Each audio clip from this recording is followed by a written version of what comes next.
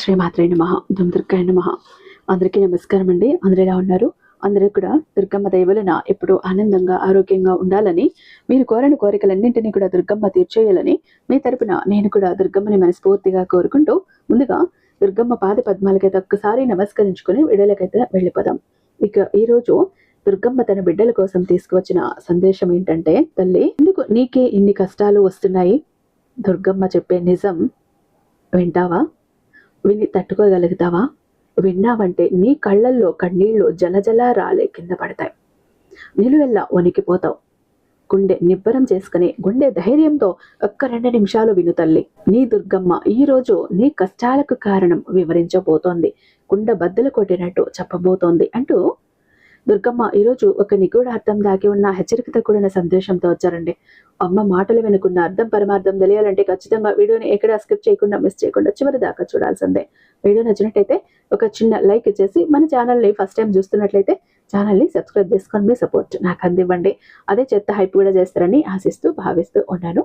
ఇక దుర్గమ్మ సందేశం విషయానికి వస్తే, తల్లి ఒక్కసారి ఆలోచించు. నీ జీవితంలో ఎందుకు ఇన్ని కష్టాలు వస్తున్నాయని ఎప్పుడైనా ఆలోచించావా?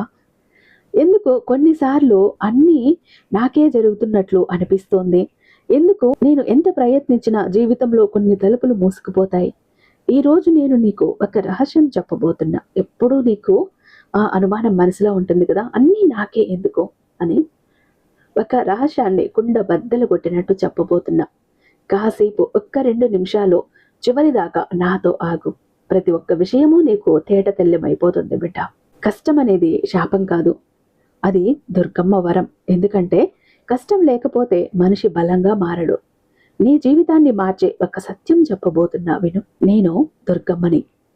ఈరోజు నీతో మాట్లాడాలనిపించింది, అందుకే నేరుగా నా గుడి నుంచి నేను వచ్చేశాను. నేను ఎక్కడ ఉంటానో అక్కడ నా మందిరం నుండి, నా గర్భగుడి నుండినే ఈ సృష్టిని అంతా చూస్తుంటాను. ప్రతి జీవితం నా కళ్ళ ముందు ఒక తెరలా కనిపిస్తుంటుంది.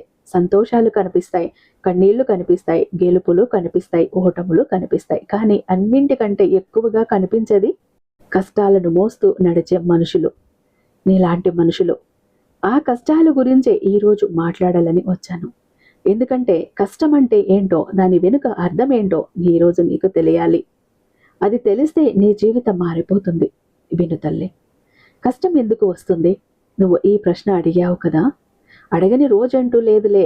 తెల్లవారుజామున లేచినప్పుడు కూడా అడిగావు, రాత్రిపూట పడుకున్నప్పుడు అడిగావు, ఒంటరిగా ఉన్నప్పుడు కూడా అడిగావు. దుర్గమ్మ, నాకెందుకు ఎన్ని కష్టాలు? ఆ ప్రశ్నకు జవాబు చెప్తాను విను. కష్టం వచ్చేది నిన్ను శిక్షించటానికి కాదు. కష్టం వచ్చేది నిన్ను నాశనం చెయ్యటానికి కాదు. కష్టం వచ్చేది నిన్ను తీర్చిదిద్దటానికి, నిన్ను బలంగా చెయ్యటానికి, నీలో ఉన్న శక్తిని బయటకు తీయటానికి. అది నీకు ఇప్పుడు అర్థం కాకపోవచ్చు, కానీ కాలం గడిచాక అర్థమవుతుంది. ఒక చెట్టు గురించి చెప్తాను విను తల్లి.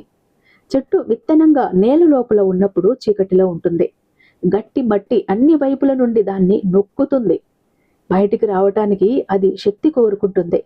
ఆ నొక్కుడే, ఆ ఒత్తిడే చెట్టుకి బయటకు రావాలనే శక్తిని ఇస్తుంది, తపనని ఇస్తుంది. నీ కష్టాలు ఆ మట్టి లాంటివి. అవి నిన్ను నొక్కుతున్నాయి. ఎందుకంటే నీలో ఏదో మొలకెత్తాలి, నీలో ఉన్న బలం బయటికి రావాలి. ఆ నొక్కుడు లేకపోతే నీలో ఉన్న శక్తి బయటకు రాదు.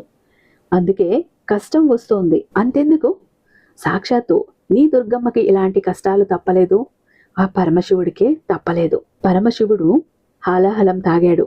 సముద్ర మదనం జరిగినప్పుడు అమృతం వస్తుందని అందరూ ఎదురు చూస్తుంటారు, కానీ ముందుగా వచ్చింది హలాహలం. ఆ విషం సృష్టినే కాల్చగలిగేది. ఆ నొప్పి మాటల్లో చెప్పలేనిది. అందరూ భయపడ్డారు, ఏం చెయ్యాలో తెలియలేదు. అప్పుడు సాక్షాత్తు ఆ పరమశివుడు ముందుకు వచ్చాడు. ఆ విషాన్ని తీసుకున్నాడు, గొంతులో ఆపుకున్నాడు. ఆ కష్టం చాలా తీవ్రమైనది, ఆ నొప్పి అంతులేనిది, కానీ తట్టుకున్నాడు. ఎందుకంటే ఆ కష్టం భరించటం వల్ల ఈ సృష్టి కాపాడబడి ఉంది. నీ కష్టం కూడా అలాంటిదే. అలా మహాశివుడికే తప్పనప్పుడు నువ్వు ఎంత మామూలు మనిషివి? నువ్వు భరిస్తున్న ఆ నొప్పి వృధా కాదు. అది నీ చుట్టూ ఉన్నవారిని, నీ జీవితాన్ని, నీ భవిష్యత్తును కాపాడుతుంది. నీకు ఇప్పుడు అర్థం కాకపోవచ్చు, కానీ కాలం చూపిస్తుంది. నీ దుర్గమ్మ చూపిస్తుంది ఒక్కరోజు. ఆ రోజు తప్పకుండా వస్తుంది. నా మీద నమ్మకంతో ఆగు. కష్టం వచ్చినప్పుడు మనిషి ఏం చేస్తాడు? పారిపోవాలనిపిస్తుంది, దాక్కోవాలనిపిస్తుంది, ఇంకా నా వల్ల కాదు అనిపిస్తుంది, కళ్ళను మూసుకొని అన్నీ మాయమైపోతే బాగుండు అనిపిస్తుంది. అది సహజమే. కానీ పారిపోవటం వల్ల కష్టం పోదు కదా, దాక్కోవటం వల్ల కష్టం తగ్గదు కదా. కష్టం అనుభవించకుండా దాన్ని దాటే దారి లేదు. సముద్రం దాటాలంటే అలల్లోకి దిగాలి, కొండెక్కాలంటే నొప్పిని భరించాలి, కష్టాన్ని దాటాలంటే దాన్ని ఎదుర్కోవాలి. పారిపోవటం ఆపు, ఎదుర్కో. ధైర్యం అంటే ఏంటో చెబుతాను. భయం లేకపోవటం ధైర్యం కాదు. భయం ఉన్నప్పటికీ ముందడుగు వెయ్యటమే ధైర్యం. వణికే చేతులతోనే తలుపు తెరవటం ధైర్యం. అలసిన కాళ్లతోనే నడవటం ధైర్యం. విరిగిన మనసుతోనే మళ్ళీ లేవటం ధైర్యం. కన్నీళ్లు తుడుచుకొని మళ్ళీ ముందుకు అడుగు వెయ్యటం ధైర్యం. నువ్వు ప్రతిరోజు అదే చేస్తున్నావు తెలుసా? నీకు నువ్వు ప్రతిరోజు కూడా ఉదయం లేచి ఈ రోజుని ఎదుర్కొంటున్నావు, అదే ధైర్యం. నువ్వు పడిపోయినా మళ్ళీ లేస్తున్నావు, అదే ధైర్యం. నువ్వు అలసిపోయినా ఇంకా ప్రయత్నిస్తూనే ఉన్నావు చూడు, అదే అసలైన ధైర్యం. ఆ ధైర్యం నీలో ఉంది. నేను అది నీలో పెట్టాను. కష్టాలకు స్థాయిలు ఉండవు తల్లి. చిన్న కష్టాలు వస్తాయి, అవి నీకు చిన్న పాఠాలు నేర్పుతాయి. పెద్ద కష్టాలు వస్తాయి, అవి నిన్ను పెద్ద మనిషిగా మారుస్తాయి.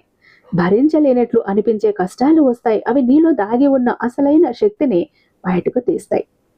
కష్టం పెద్దగా ఉంటే నువ్వు పెద్ద మనిషివని అర్థం. నేను చిన్న మనిషికి పెద్ద కష్టం ఇవ్వను, దాన్ని మోయగలిగిన వాడికే ఇస్తాను, బలంగా ఉన్నవాడికే ఇస్తాను, దాటగలిగిన వాడికే ఇస్తాను. నీకు ఇచ్చాను ఎందుకంటే నువ్వు దాటగలవని నాకు తెలుసు. నీకు తెలియకపోవచ్చు, కానీ నాకు తెలుసు.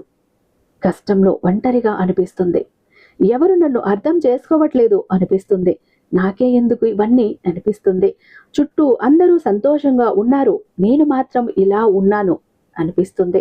కానీ ఒక్క విషయం గుర్తించుకో తల్లి, నువ్వు బయటికి చూస్తున్నావు, అందరూ నవ్వుతూ కనిపిస్తున్నారు, కానీ వారి లోపల చూడు, అందరూ కష్టాలు ఉన్నాయి, అందరూ ఏదో ఒక భారం మోస్తున్నారు, అందరూ ఏదో ఒక నొప్పిని దాచుకుంటున్నారు. నువ్వు ఒంటరిగా లేవు. అంతకంటే ముఖ్యంగా నేను నీతో ఉన్నాను. నీకు కనిపించకపోవచ్చు, కానీ ఉన్నాను. నీ ప్రతి కష్టంలో నేను నీ పక్కన ఉన్నాను. నీ ప్రతి కన్నీటి వెనుక నేను ఉన్నాను. నీ ప్రతి నొప్పిలో నేను ఉన్నాను. నువ్వు ఒంటరిగా భరించటం లేదు, నేను నీతో కలిసి భరిస్తున్నాను. కష్టం వచ్చినప్పుడు నేను దూరం అవ్వను. చాలా మంది అనుకుంటారు దుర్గమ్మ నన్ను మర్చిపోయింది, అందుకే కష్టం వచ్చింది అని. అది తప్పు. కష్టం వచ్చినప్పుడు నేను మరింత దగ్గరగా వస్తాను తల్లి. నువ్వు బాగున్నప్పుడు నా అవసరం తక్కువ, నువ్వు కష్టంలో ఉన్నప్పుడు నా అవసరం ఎక్కువ. అందుకే ఈ సమయంలో నేను నీకు దగ్గరగా ఉంటాను. తల్లి పిల్లవాడికి నడక నేర్పేటప్పుడు ఏం చేస్తుంది? ప్రతిసారి పట్టుకోదు, పడనిస్తుంది. కానీ ప్రమాదం వచ్చే క్షణంలో పరుగెత్తి వచ్చి పట్టుకుంటుంది. నేను కూడా అలాగే ఉన్నాను, చూస్తున్నా దూరం నుంచి. నువ్వు పూర్తిగా విరిగిపోతావని అనిపించే క్షణంలో నా చేయి నిన్ను పట్టుకుంటుంది. అది గుర్తుంచుకో.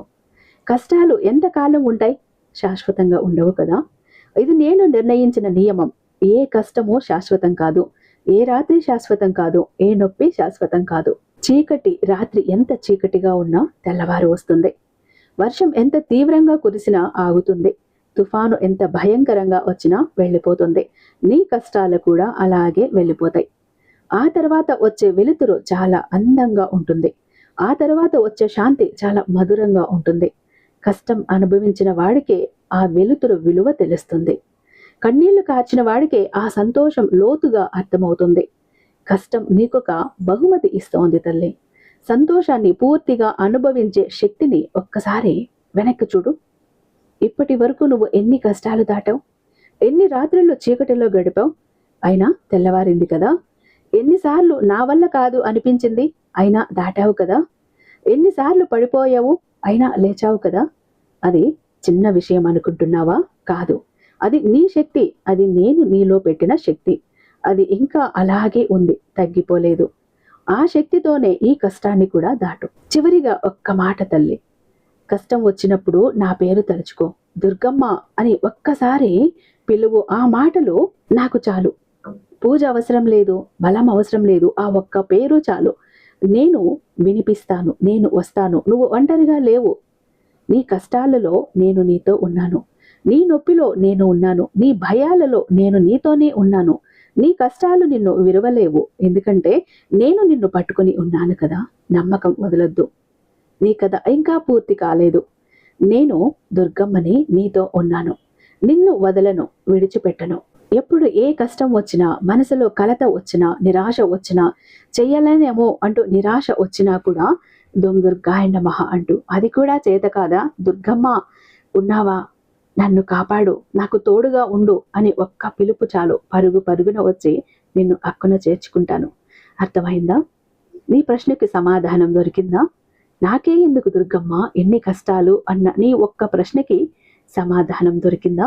మనసు తేలిక పడిందా? జాగ్రత్త, నీ జీవితానికి నేను ఎప్పుడూ తోడుగా ఉంటాను అంటూ దుర్గమ్మ ఈరోజు ఒక అత్యద్భుతమైన సందేశంతో మన ముందుకు వచ్చారండి. ఐ హోప్ ఈ వీడియో మీకు నచ్చే ఉందని భావిస్తున్నాను. రేపు మరొక మంచి వీడియోతో మీ ముందు ఉంటాను. అంతటిదాకా సర్వేజన సుఖినో భవంతు.